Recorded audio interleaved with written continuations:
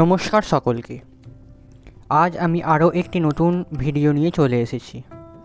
এই সিরিজের নাম শ্রীমদ্ ভগবদ্ গীতা যথাযথ, যে প্রতি শনিবার একটি করে ভিডিও আসবে। এই সিরিজে আমি আপনাদের বলবো শ্রীমদ্ ভগবদ্ গীতার প্রত্যেকটি শ্লোক এবং তার বাংলা অর্থ ও তর্জমা। আজ বলবো গীতার প্রথম অধ্যায় বিষাদ যোগের শ্লোক নম্বর 30 ও 31। শ্লোক নম্বর 30। না চ শক্নুম্যবস্থাতুং ভ্রমতীব চ মে মম নিমিত্যানি চ পশ্যামি বিপরীতানি কেশব। হে কেশব, আমি এখন আর স্থির থাকতে পারছি না। আমি আত্মবিস্মৃত হচ্ছি এবং আমার চিত্ত উদ্ভ্রান্ত হচ্ছে। আমি কেবল অমঙ্গলসূচক লক্ষণসমূহ দর্শন করছি। তাৎপর্য: অর্জুন অধৈর্য হয়ে পড়ার জন্য যুদ্ধক্ষেত্রে থাকতে অক্ষম হয়ে পড়েছিলেন এবং তার মানসিক দুর্বলতার কারণে তিনি আত্মবিস্মৃত হয়ে পড়ছিলেন। জড় জগতের বিষয়ের প্রতি অত্যাধিক আসক্তি মানুষকে এভাবে মোহাচ্ছন্ন করে ফেলে। এই ধরনের ভীতি ও মানসিক ভারসাম্যের অভাব তখনই দেখা দেয় যখন মানুষ জড় অবস্থার দ্বারা অত্যন্ত প্রভাবিত হয়ে পড়ে। অর্জুন যুদ্ধক্ষেত্রের করুণ পরিণতিই কেবল দর্শন করছিলেন। শত্রুর বিরুদ্ধে জয় লাভ করেও তিনি সুখী হতে পারতেন না। এখানে নিমিত্তানি বিপরীতানি উক্তিটি তাৎপর্যপূর্ণ। মানুষ যখন আশা করতে গিয়ে কেবল নৈরাশ্যই দর্শন করে, তখন সে মনে করে আমি কেন বেঁচে আছি। সকলেই তার নিজের জন্য এবং ব্যক্তিগত সুখ স্বাচ্ছন্দ্যের বিষয়েই আগ্রহী। ভগবানের বিষয়ে কেউই আগ্রহী নয়। শ্রীকৃষ্ণের ইচ্ছাতেই অর্জুন তার প্রকৃত স্বার্থ বিষয়ে অজ্ঞতা প্রদর্শন করছেন।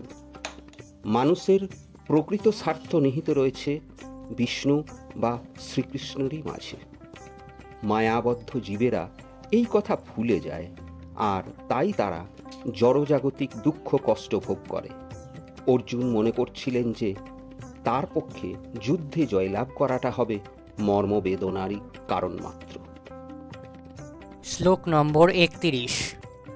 না চ শ্রেয়হনুপাশ্চামি হত্যা স্বজনমাহবে না কাঙ্ক্ষে বিজয়ং কৃষ্ণ না চ রাজ্যং সুখানি চ। অনুবাদ: হে কৃষ্ণ, যুদ্ধে আত্মীয় স্বজনদের নিধন করার মাধ্যমে কিভাবে মঙ্গল হতে পারে আমি তা দেখতে পাচ্ছি না। আমি কোনো যুদ্ধ জয়, রাজ্য এবং সুখ ভোগ কামনা করি না।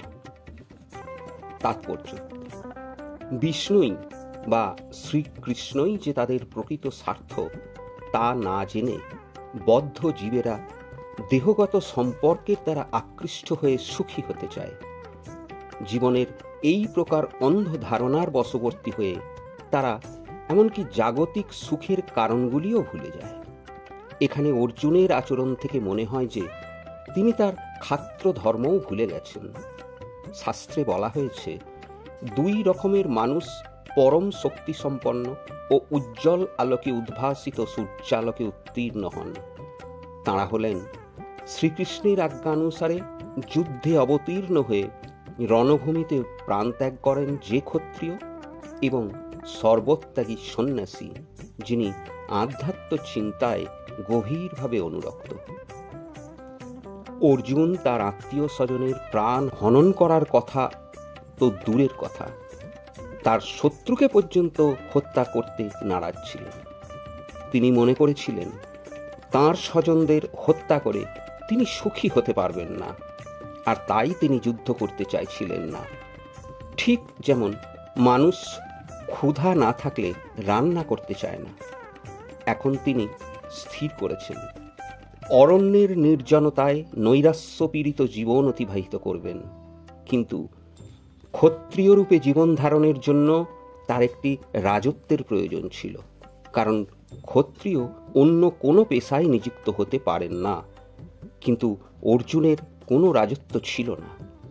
তাঁর পিতার কাছ থেকে উত্তরাধিকার সূত্রে প্রাপ্ত রাজ্য উদ্ধার করার জন্য অর্জুনের একমাত্র উপায় ছিল তার জ্ঞাতি ভ্রাতাদের সঙ্গে যুদ্ধে লিপ্ত হওয়া, যা তিনি করতে চাইছিলেন না। তাই তিনি বিবেচনা করেছিলেন যে বনে গমন করে নৈরাশ্যময় নির্জন জীবনযাপন করাটাই তার পক্ষে ঠিক ছিল। আজ এই পর্যন্তই। ভিডিওটা কেমন লাগলো অবশ্যই কমেন্ট করে জানাবেন। ভিডিওটা ভালো লাগলে চ্যানেলটা সাবস্ক্রাইব করবেন, পাশে থাকা বেল আইকনটি প্রেস করে দেবেন, লাইক, কমেন্ট এবং শেয়ার করবেন। সম্পূর্ণ ভিডিওটি দেখার জন্য অসংখ্য ধন্যবাদ।